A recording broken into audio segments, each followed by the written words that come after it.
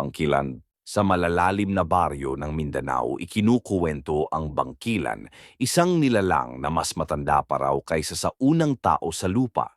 Mayroon itong dugong itim, balahong parang sinunog, at mga matang kumikislap na kulay asul.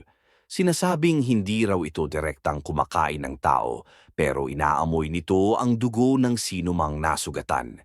Kapag naamoy ka, sinusundan ka niya buong gabi. Kung mahulog ang loob nito sa iyo, ligtas ka. Kung hindi, nawawala ka kinabukasan. Lumilitaw ang bangkilan tuwing hating gabi hanggang 3:00, lalo na sa mga gabi ng walang buwan. Dito lumalakas ang lakas nitong marinig ang pintig ng puso ng mga natatakot. Ayon sa alamat, isinilang ang bangkilan mula sa isang diwata na sinumpa dahil sa paglabag sa batas ng mga ninuno. Inangkin siya ng dilim at pinuno ng galit, kaya't naging bantay siya ng kagubatan laban sa mga taong mapanira. Ang tunay na pinagmulan nito ay nakaukit daw sa isang lumang bato. Ang bantay ay hindi halimaw kundi parusa. Kaya ang bangkilan, bagamat nakakatakot, ay nilalang na nilamon ng tadhana. Hindi halimaw na gutom, kundi halimaw na nagbabantay. Awok. Ang awok ay isang nilalang sa Visayan folklore na kilala sa malalaking mata, mahabang buhok, at sobrang payat na katawan na halos parang anino na lamang. Mailap ito at bihirang makita, ngunit sapat na ang presensya nito upang magdulot ng kaba sa sinumang makaranas ng kakaibang ginaw sa gabi. Hindi diretsong kumakain ng tao ang awok, ngunit sinasabing kaya nitong sumipsip ng lakas o kaluluwa ng mga natutulog. Dahil dito kinatatakutan pa rin itong parang aswang, lalo na ng mga taong madalas paglaruan ng bangungot. Lumilitaw ang awok tuwing malalim na gabi, lalo na kapag malakas ang hangin o malamig ang panahon. Pinakamasigla raw ito kapag bilog ang buwan at dito mas madaling makarinig ng kaluskos o maramdaman ang presensyang hindi nakikita. Pinaniniwalaang nagmula ang awok mula sa espiritu ng taong namatay sa gutom o matinding kalungkutan. Hindi sila matahimik, kaya nagiging nilalang silang pagala-gala, naghahanap ng init o lakas mula sa mga nabubuhay. Madalas itong makita sa mga liblib na kagubatan, gilid ng palayan, o sa likod ng mga lumang bahay na hindi na tinitirhan. Pinipili nito ang mga lugar na tahimik at malamig kung saan hindi ito guguluhin ng tao. Alamanhig. Sa mga baryo ng Visayas, binabanggit ang pangalang Amalanhig. Mga bangkay na hindi tinanggap ng kalangitan o kailaliman. Hindi sila lubos na patay, ngunit wala na ring kaluluwa. Tuwid ang katawan nila tila kahoy na hindi nababaluktot. Namumula ang mga mata, naninigas ang kamay, at naglalaway na parang hayop. Gumagalaw sila ng mabilis kahit hindi yumuyuko ang tuhod. Hindi sila kumakain ng laman, ngunit hinahabol nila ang tao para kunin ang huling hininga nito. Kapag narinig nila ang tibok ng puso ng sinuman, hindi na nila ito lulubayan. Lumalabas sila tuwing gabi, lalo na kapag may bagong libing na hindi na idulog sa tamang ritual. Pinakadelikado ang hating gabi hanggang madaling araw kung kailan pinakamalakas ang kanilang presensya. Ayon sa alamat, ang amalanhig ay nagmula sa mga taong namatay na may tinatagong kasalanan o hindi natupad ang panata sa espiritu. Kapag hindi sila tinanggap ng kabilang buhay, bumabalik sila bilang mga nilalang na tuwid, naninigas at naghahanap ng kapalit ng kanilang hininga. Asbo. Ang asbo ay isang nilalang na nababalutan ng usok at anino, parang taong itinago sa likod ng sariling kadiliman. May mahahabang kamay, baluktot na daliri at pulang matang kumikinang sa dilim. Tahimik itong gumagalaw, halos walang ingay maliban sa malamig na hangin na dala nito. Hindi raw talaga kumakain ng laman ang asbo, hindi iyon ang kailangan nito. Sa halip, takot at sigaw ang pinapakain nito. Kapag mas natatakot ang isang tao, mas humahaba ang katawan ng asbo at mas matalas ang mga mata nito. Lumilitaw ang asbo tuwing takip silim hanggang hating gabi, eksaktong oras na nagsisimulang lumalim ang mga anino.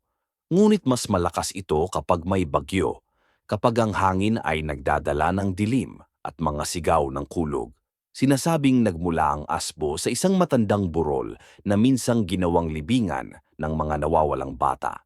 Nang dumating ang malaking sunog, sinunog ang buong lugar at ang kanilang takot ang siyang naging apoy na bumuhay sa unang asbo.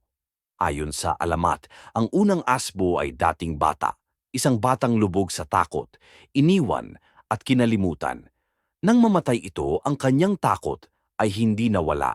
Nag-ipon, nagdilim at naging nilalang na nagpaparusa sa sinumang nagpapalakas ng sariling mga anino.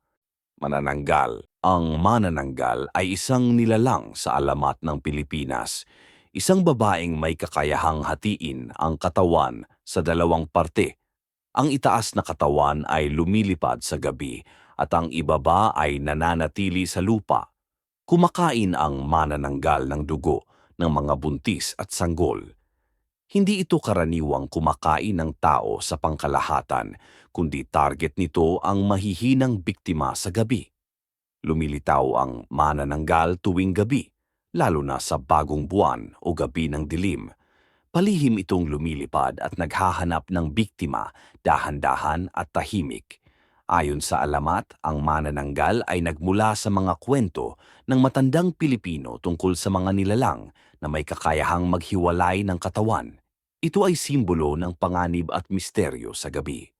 Upang maprotektahan laban sa manananggal, pinapayo ang pagbubuhos ng asin at bawang sa ibaba ng katawan nito. Kapag bumalik sa katawan ang itaas na bahagi, napipigilan ang kalaban. Tiktik. Ang tiktik ay isang halimaw mula sa alamat ng Pilipinas, partikular sa mga probinsya ng Visayas at Mindanao. Kilala ito sa kakaibang tunog ng tiktik na palaging naririnig bago ito lumitaw. Ang tiktik ay kilala sa pagkain ng mga sanggol at maliliit na bata, kaya't nagiging takot sa mga nanay at pamilya.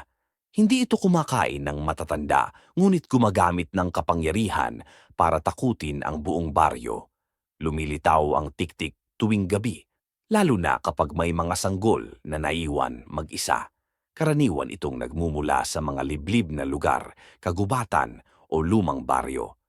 Sinasabing ang tiktik ay nagmula sa sumpa ng isang babaeng aswang na nawalan ng anak.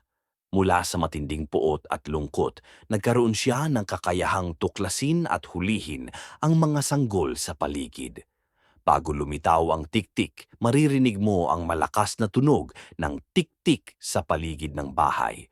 Ito ay babala na dapat bantayan ang mga sanggol at iwasan ang mga bakanting lugar. Wakwak. Ang wakwak ay isang nilalang mula sa alamat ng Pilipinas. Kadalasang inilalarawan bilang isang malaking ibon na may dilaw na mata at matutulis na kuko. Ito ay kumakain ng tao, lalo na sa mga nag-iisa sa gabi. Pinaniniwalaang nagmula ito sa mga kwento sa Visayas at Mindanao, isang nilalang ng sumpa o galit ng diwata. Tahimik itong lumilipad sa dilim, hinahanap ang mga nag-iisa at mahihina. Maririnig ang tunog ng kanyang pakpak, wakwak, na nagbabadya ng panganib. Mas nagiging aktibo ang wakwak kapag malalim na ang gabi. Ginagamit ang malalakas nitong pakpak upang atakihin ng biktima. May paniniwala na hindi ito makakalapit sa mga tahanan kung may ilaw o krus, kaya ang mga naglalakbay sa gabi ay nagdadala ng liwanag upang itaboy ang wakwak. Sa kalaunan, ang wakwak ay naging simbolo ng galit ng kalikasan o espiritu, patuloy na lumilipad sa dilim ng gabi at nananatiling bahagi ng alamat at kwento ng takot sa Pilipinas.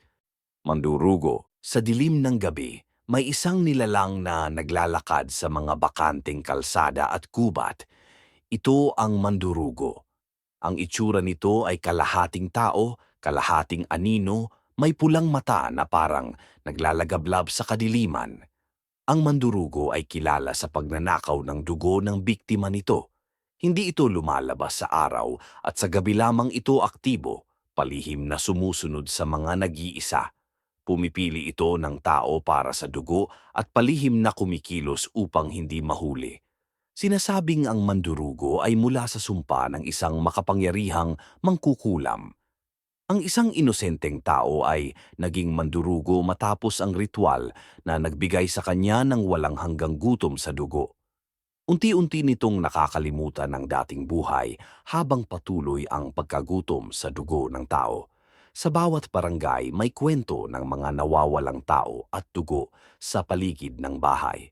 Ang mandurugo ay palihim na lumalapit at ang sinumang mahuli nito ay mawawala sa dilim. Ito'y nagbababala sa lahat ng naglalakad sa gabi na maging maingat. May mga paniniwala na ang bawal sa mandurugo ay bawang, krus, at apoy. Sa ganitong paraan, ang mga tao ay makakaiwas sa panganib ng nilalang na ito. Ngunit kahit ganito, ang takot ay mananatili sa mga kwento ng gabi at ang mandurugo ay patuloy na nagbabantay sa dilim, handang umatake muli. Ek-ek. Ang ek-ek ay isang nilalang sa Pilipinong paniniwala, kilala sa kanyang mahabang dila at kakayahang maglaho at lumitaw sa dilim. Ito ay itinuturing na espiritu ng kagubatan, karaniwang lumalabas sa gabi. Hindi ito tuwirang kumakain ng tao, ngunit kilala itong umaatake sa mga hayop at minsan sa sanggol o mahihina. Sinasabing nagmula ito sa sumpa o malupit na espiritu ng isang babae na namatay na may galit sa mundo. Ang itsura nito ay nakakatakot, may matulis na kuko at maliliit na pakpak sa likod. Tahimik na naglilibot sa paligid ng baryo, nagmamasid sa mga biktima nito mula sa itaas ng punong kahoy. Ito ay kilala sa kanyang bilis at kakayahang lumipad ng halos walang tunog. Ang ek-ek ay nagtatago sa dilim at umaatake kapag walang tao sa paligid. Kadalasan lumalabas ito sa gabi bago maghating gabi, kapag tahimik ang paligid. Ayon sa kwento, ginagamit nito ang mahabang dila para makahuli ng maliliit na hayop at sanggol. Kapag may nadadapuan na biktima, mabilis itong lumalapit at sinusubukang makuha ang tinatarget. Hindi lahat ay nabubuhay sa atake nito, lalo na ang mga sanggol at mahihina. Kadalasan iiwan nito ang katawan ng biktima na walang malay habang kinukuha ang laman o dugo. Ang tunog ng pakpak nito ay parang mabilis na pag-ikot sa hangin, isang babala na malapit na ito. Maraming kwento ang naglalarawan na ang mga kabataan ang madalas nitong pinapansin sa gabi. Sinasabing ang ek-ek ay nagmula sa isang babaeng nawalay ang anak at namatay sa galit at pighati. Ang kanyang espiritu ay bumalik bilang nilalang na naghahanap ng biktima sa gabi. Ito rin ay sinasabing bahagi ng mga sinaunang kwento upang takutin ang mga bata at panatilihing ligtas sa dilim. Sa modernong paniniwala, ito ay espiritu ng kagubatan na nagbibigay babala sa mga hindi sumusunod sa tradisyon. Marami ang naniniwala na pwedeng mapigilan ito gamit ang bawang o krus sa bahay. Upang makaiwas sa ek-ek, sinasabing huwag mag-iwan ng bata sa gabi na walang bantay. Pagkatapos ng hating gabi, ito ay bumabalik sa kagubatan, nagtatago hanggang sa muling lumabas. Maraming babala sa mga baryo, huwag lumabas ng gabi at ilagay ang bawang sa bintana.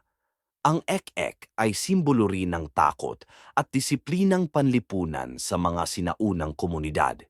Sa kabila ng takot, ang mga kwento tungkol sa ek-ek ay nagpapaalala ng kahalagahan ng pamilya at pagbabantay sa isa't isa.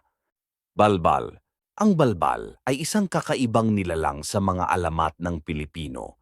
Ito ay kilala bilang isang uri ng aswang na may kakayahang magbihis ng anyo at manakaw ng bangkay. Karaniwan itong may mahahabang kuko at matatalim ng ngipin. Hindi tulad ng ibang aswang, ang balbal ay hindi kumakain ng buhay na tao. Sa halip, ito ay kumakain ng bangkay na pinaghahanda nito sa pamamagitan ng pagdadala ng mga ito mula sa libingan sa gabi. Lumilitaw ang balbal sa gabi, lalo na kapag walang buwan at tahimik ang paligid. Mas madalas itong nakikita sa malalayong baryo, tabing kagubatan at malapit sa sementeryo. Ayon sa alamat, Ang balbal ay maaaring isang sumpa o taong nagkamali sa buhay.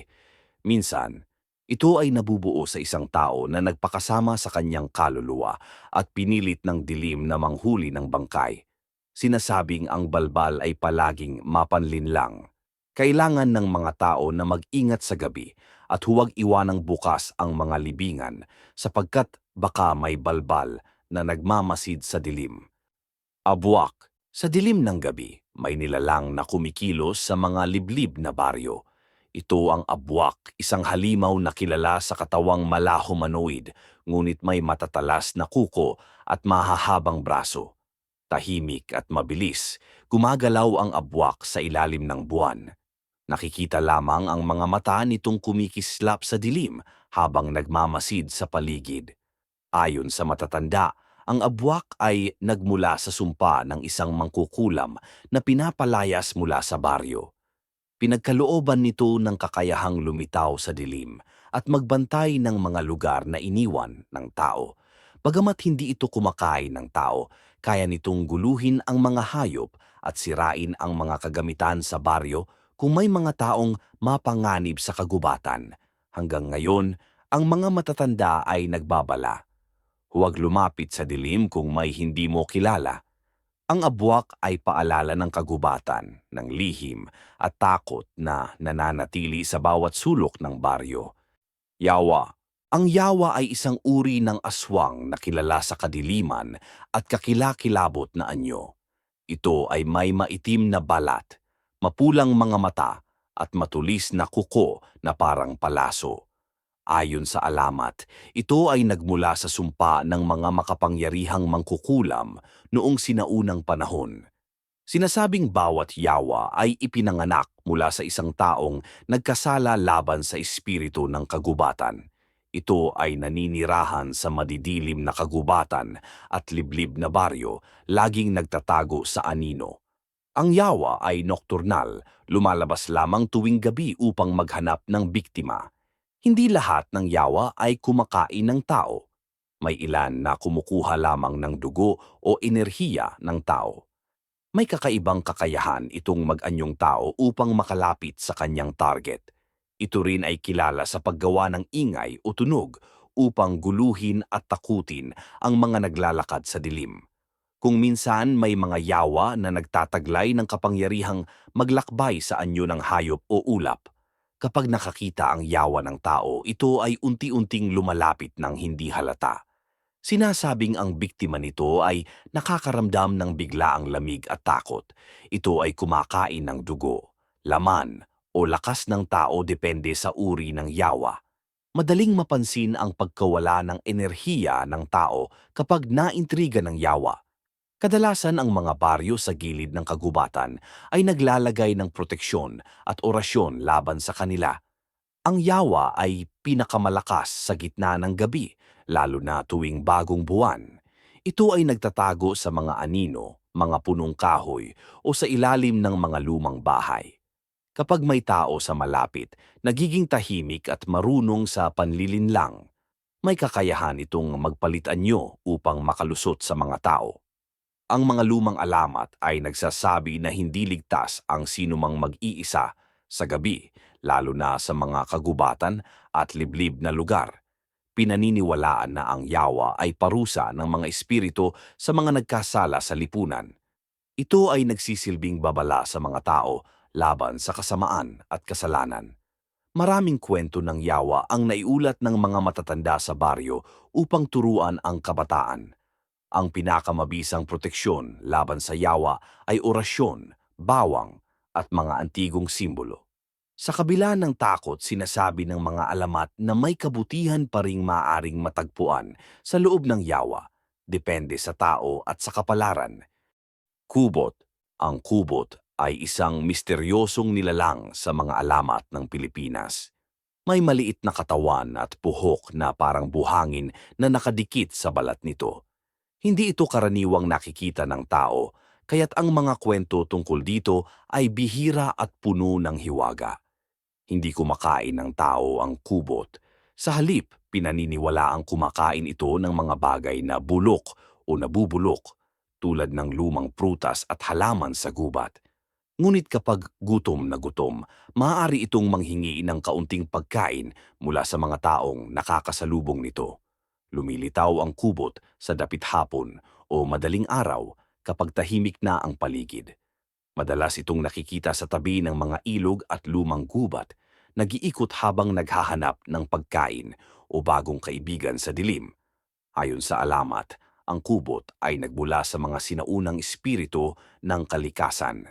Sinasabing ito ay ipinadala ng mga diwata upang bantayan ang mga gubat at ilog, kaya't may kakayahan itong magtago at maging halos hindi nakikita. Bagaman hindi ito mapanganib sa tao, pinapayuhan ng lahat na huwag gambalain ang kubot. Kung maaabala, maaari itong magdulot ng kalituhan o takot sa mga nagtatangkang hulihin o saktan ito. Gabunan. Sa malalayong baryo sa Mindanao, may kwentong bumabalot sa gabi, ang gabunan. Isang nilalang na mistulang tao, ngunit may kakaibang anyo sa dilim. Kilala ito sa pagiging mailap at bihirang makita. Ang gabunan ay may mahabang buhok, balat na maputla, at malalaking kamay na parang panghuhuli. Hindi ito karaniwang aswang, hindi ito kumakain ng tao, ngunit nangunguha ng kaluluwa ng mga nawawala o naliligaw sa kagubatan. Lumilitaw ang gabunan tuwing gabi, lalo na kapag may malakas na hangin o ulan. Pinaniniwala ang sinusundan nito ang mga nag-iisa sa kagubatan, naghihintay ng tamang pagkakataon upang makita ang kanilang takot. Ayon sa matatanda, ang gabunan ay ipinanganak mula sa sumpa ng isang babae na naligaw at namatay sa kagubatan. Ang kanyang espiritu ay hindi nakatawid sa kabilang buhay at naging gabay ng dilim, naglalakad sa pagitan ng mundo ng buhay at kamatayan. Ang mga taga-baryo ay nagbababala, huwag maglakad mag-isa sa gabi. Hindi dahil kakainin ka ng gabunan, kundi dahil sa pagkatakot at pagkawala sa dilim. Ang kwento nito ay paalala na igalang ang kagubatan at ang mga nilalang na naglalakad sa hangin ng gabi. Magindara. Ang magindara ay isang nilalang na kilala sa malalakas nitong pang-amoy at malahalakhak na tinig sa gabi. May makintab na balat at mahabang kuko na tila bakal. Hindi ito kumakain ng tao, kundi ng isda o maliliit na hayop. Lumilitaw ang magindara sa gabi, lalo na tuwing bagong buwan. Ang katahimikan ng kagubatan ay kanyang panlalaban sa paghahanap ng pagkain at tirahan. Sinasabing ang magindara ay nagmula sa sinaunang diwata ng kagubatan, ipinadala upang bantayan ang mga ilog at lawa. May tungkulin itong protektahan ang kalikasan laban sa mga maninira. Tahimik, ngunit mapanlikha ang magindara.